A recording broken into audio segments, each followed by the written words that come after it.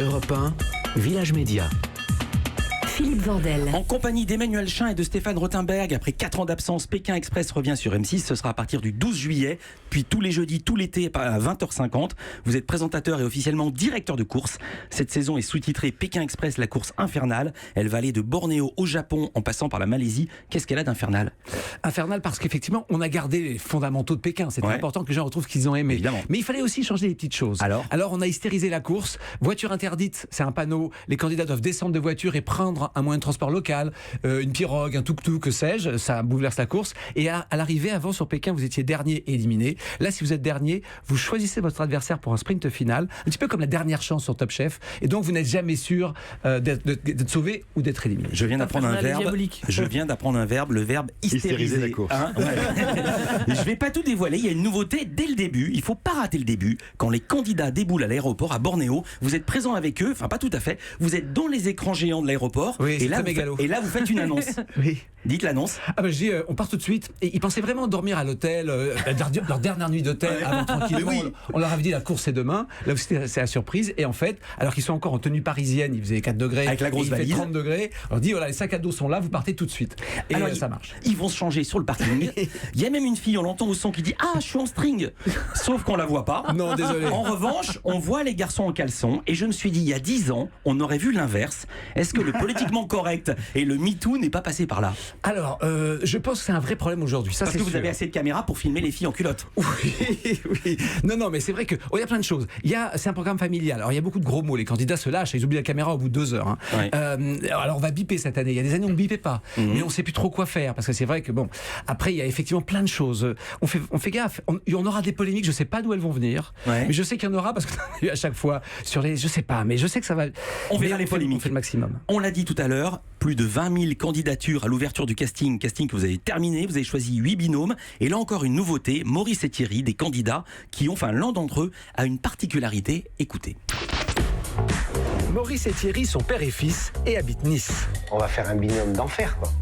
De toute l'histoire de Pékin Express, Maurice est à 80 ans, le concurrent le plus âgé à intégrer l'aventure.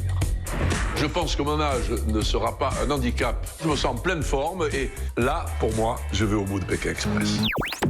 Quelles sont les précautions à prendre quand on a un candidat, c'est une première, qui a fêté les 80 ans à l'image ? À l'image, oui. Alors, c'était bien sûr son état de santé. Le médecin était bluffé, parce qu'on a été on fait maintenant des tests médicaux assez poussés.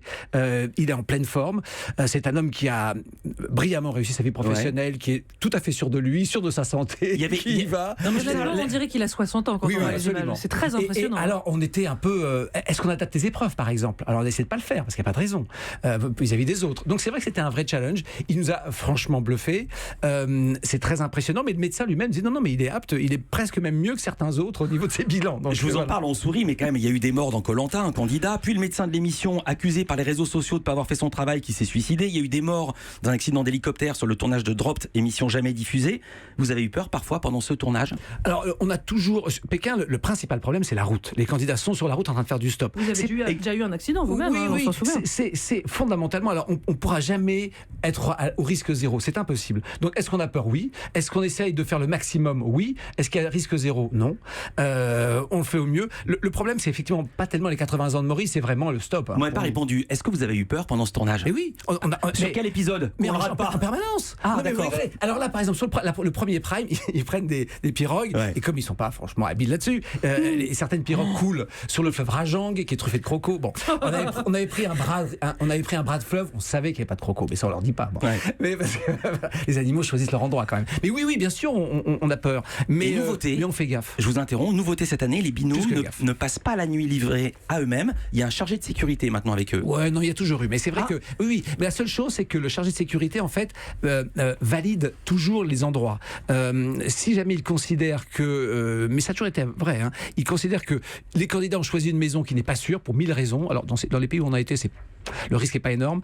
Il peut leur demander de changer de maison. Grand classique de Pékin Express. Il y a plusieurs couples. Il y a un couple BCBG. Ils sont jeunes, ils viennent des beaux quartiers, ils viennent de Neuilly. Donc on imagine qu'au minimum ils sont allés jusqu'au bac. Donc ils ont fait au moins 7 ans d'anglais.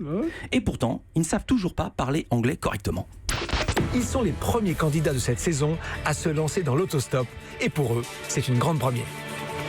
Hello my friend. I go to Kampong Glam. Is possible? No money. Is possible, no money. Vous avez fait exprès, vous les choisissez. Pas du tout. Alors c'est vrai que la singularité de Pékin, c'est à la fois l'âge, mais aussi tous les milieux sociaux et tous les univers. C'est un programme très large. On reçoit des appels à candidature très très variés. Ça, c'est une première chose, c'est vrai. On a tous les profils. Ensuite, on va pas faire le procès ici de l'éducation nationale.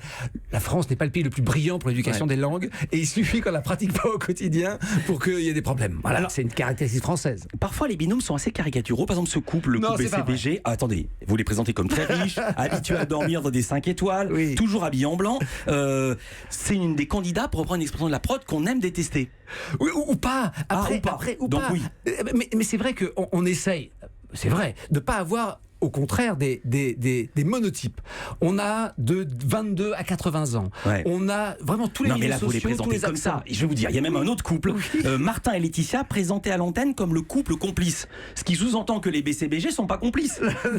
Non, alors je reconnais que... Alors, vous reconnaissez. Non, ce qui est compliqué lorsque vous avez 16 personnes dans 90 minutes, il faut assez vite les identifier. Donc on simplifie au départ leur portrait. Il faut très vite qu'on se dise, ah oui, eux c'est les complices, eux c'est le père et le fils âgé, etc. Mais c'est au départ pour faciliter la lecture. Après, vous allez voir, ils sont beaucoup plus que leur présupposée caricature. Europe.